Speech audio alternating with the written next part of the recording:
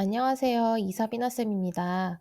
오늘은 ADHD 진단을 받은 후 많은 부모님들이 고민하시는 약물 치료에 대한 이야기를 하고자 합니다. 이야기를 시작하기 앞서 저는 정신건강의학과 전문의가 아니므로 반드시 아이와의 약물 관련 상담은 주치의 선생님과 하셔야 함을 알려드립니다. ADHD 아이의 약물 치료를 망설여 보기도 했고 아이의 약물 치료를 2년 동안 함께 해온 부모로서 드리는 조언이니 참고만 해주세요. 이야기를 하기 앞서 구독, 좋아요, 알람 설정 부탁드립니다. 아이의 ADHD를 의심하고 검사를 받기까지 부모는 수천 번, 수만 번을 고민합니다. 정신건강의학과를 갔다가 괜히 긁어부스럼 만드는 건 아닌지, 아이에게 ADHD 딱지를 붙이는 건 아닌가, 또는 남자애들은 가서 검사 받으면 다 ADHD 나오는 거 아닐까? 라는 생각도 해봤어요. 아이를 나 혼자 키우는 것이 아니니까 남편의 의견이 일치될 때까지 설득의 과정도 거쳐야 했죠.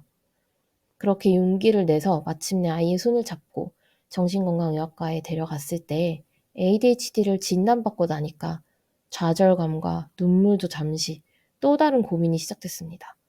바로 약물 치료를 할까 말까 그 고민이었죠. 세모는 7살에 진단을 받고 의사 선생님께서 아직 초등 가기 전이니까 약을 안 먹고 부모가 한번 먼저 양육 방식을 바꾸는 쪽으로 노력해보자 하셨어요. 아이를 붙잡고 잘 가르쳐 준다면 ADHD여도 약 없이 잘 지낼 줄 알았습니다. 그런데 학교에서 세모로 인해 수업 진행이 어렵다는 담임 선생님과의 통화에 초1부터 약물 치료를 결심하게 되었습니다. 아마 약물 치료를 망설이는 이유는 다 같은 이유일 것 같아요. 첫째, 부작용, 식욕부진, 어지러움, 두통, 성장지연, 수면장애 등 여러 가지 부작용이 우리 아이에게 나타나면 어쩌지 하고 부작용에 대한 이야기가 너무 많다 보니 약을 먹이기가 두려워집니다. 둘째, 주변에 피해를 주지 않는 조용한 ADHD인 경우에는 부정적 피드백이 많지 않기 때문에 굳이 약을 먹어야 하나 고민할 수 있죠. 셋째, 부모의 부정하고 싶은 마음. 나의 아이가 약까지 먹으면 내가 ADHD라는 것을 완전히 인정하고 정신질환이 있는 아이로 낙인을 찍을까봐 부모라면 당연히 들 수밖에 없는 감정입니다. 자, 여기서 질문. 아이의 약물 치료를 왜 한다고 생각하세요? 선생님을 위해서인가요? 부모님을 위해서인가요? 아닙니다. 바로 아이 자신을 위해서 약물 치료를 하는 것입니다. ADHD는 사실 생활 속에서 티가 나지 않을 수는 있어도 이걸 치료하지 않고 방치했을 때 오는 동종 질환들이 사실 더 두려운 증후군입니다. 과잉행동 충동형 ADHD는 계속되는 지적과 통제되지 않는 자신을 포기하고 사춘기부터는 적대적 반항장애, 품행장애, 비행 등으로 나타날 수 있어요. 조용한 ADHD 아이들은 학습된 무기력, 우울증이 동반되기도 합니다. 제가 만난 중학교에 ADHD 증상이 뚜렷한데 진단을 받지 못하고 치료를 받지 않는 아이들을 보면 결국 또래 관계도 엉망이고 학업도 자신의 마음대로 되지 않아서 이런 실패감이 계속 쌓이는 것을 자주 보곤 합니다. 비행이나 우울증 등 생활이 전반적으로 어려워지는 것이죠. 아이가 열이 나면 어떻게 하십니까?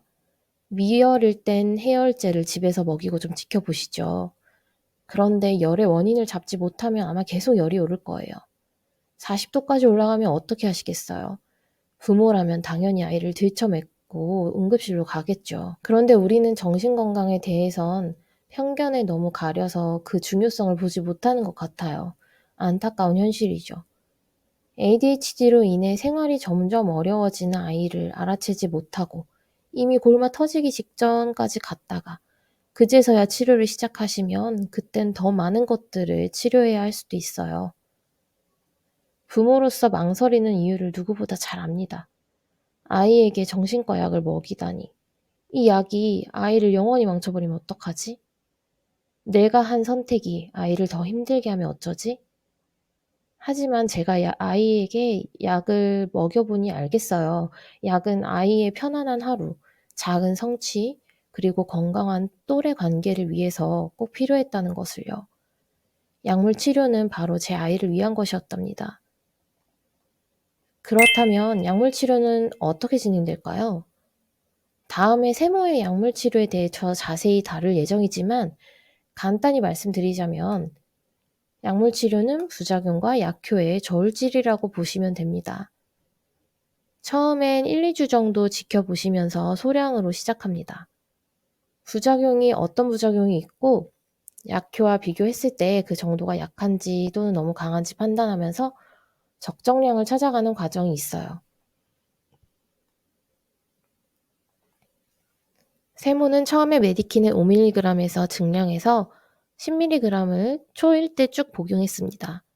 약을 복용하고 처음에는 두통이 좀 있었어요. 그리고 다음 날엔 또 복통도 있다가 또 그 다음 날에는 약효가 있는 점심시간에는 아예 밥을 잘 먹지 못하고 그랬죠. 1-2주 정도 계속 먹이면서 약에 적응하는지 지켜보았는데요. 보름 정도 지나고 나니까 식욕부진을 제외하고는 대부분 좀 사라지더라고요. 아, 이게 약에 적응하는 거구나 싶었습니다. 식욕부진도 약효가 떨어지면 다시 돌아와서 한 3시부터는 계속 먹기 시작했어요. 각성제다 보니까 집중력도 좋아지고 무엇보다 과잉행동이 많이 잡혀서 학교에서는 무난하게 잘 보냈습니다. 늦게 발견하지 않아서 다행이다 싶었어요. 선생님께 칭찬도 받는 기분도 느꼈고 친구를 사귀는 즐거움도 느꼈습니다. 그렇게 초1 생활을 잘하고 초2 때는 또 다른 약으로 시작을 했었습니다. 다행히 ADHD 치료에 쓰이는 약들은 종류가 여러 가지가 있어요. 약의 양도 조절하며 맞춰가지만 너무 맞지 않을 땐 약을 바꿔보기도 하면서 아이의 생활에 필요한 약을 찾게 되실 겁니다. 이 과정에 너무 많은 정보를 막 찾아보면서 불안해하시기보다는 나의 아이가 약물 치료로 인해 더 나은 하루를 보내는가, 그걸 기준으로 꿋꿋이 나아가시기를 바랍니다. 여기서 중요한 건 부모의 약물에 대한 편견과 불안감 때문에 약효도 보기 전에 부작용이 너무 두려워서 임의대로 그만두지 마시라는 말씀도 드리고 싶어요. 부모가 맘대로 약을 먹였다 끊었다 하면 이게 부작용 때문인지 약효가 있긴 했었는지 구분하기가 좀 어려워집니다. 그 과정에서 아이는 더 힘들더라고요. 반드시 전문의 선생님과 상의를 하시면서 약을 증량하고 감량하고 종류도 변경해보고 유지하기도 하시면서 약물 치료를 담담하게 시작해보세요. ADHD 아이의 약물 치료에 대해 궁금한 점이 있으시다면 댓글 남겨주시면 제가 경험한 내용에 한해서 답변을 드리도록 하겠습니다. 여러분들의 경험도 댓글에 나눠주시면 약물 치료를 고민하시는 부모님들께 많은 도움이 될 것 같습니다.